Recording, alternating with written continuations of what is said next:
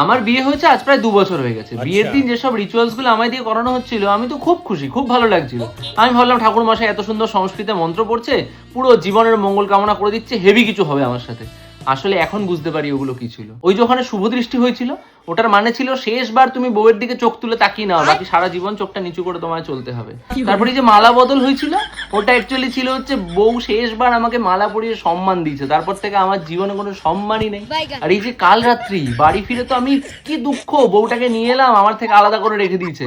আসলে এখন বুঝি ওটা আমার শেষ সুখের রাত্রি ছিল, তারপর থেকে তো আমি বেঁচে নেই, আমি তো মৃত। আর সিঁদুর দানের সময় বউয়ের মুখের দিকে তাকাতে দেয় না কেন জানো? না দেখে কেন সিঁদুর পড়াতে হয়? কারণ নিজের ভুলটা নিজের চোখে দেখতে দেওয়া হয় না। নিজের চোখে না দেখে তুমি ভুল করেছো, এটা তোমায় মেনে নিতে হবে। আর কি আছে, এই ভিডিওটা বেশি শেয়ার হতে হতে আমার বউয়ের কাছে পৌঁছে গেলে আমার বউ আমাকে মারবে, বকবে, আমি ভয় পেয়ে যাবো? অত ভীতু আমি না বাবা, আমি সোজা যাবো, হাত জোর করবো, ক্ষমা চেয়ে নেবো।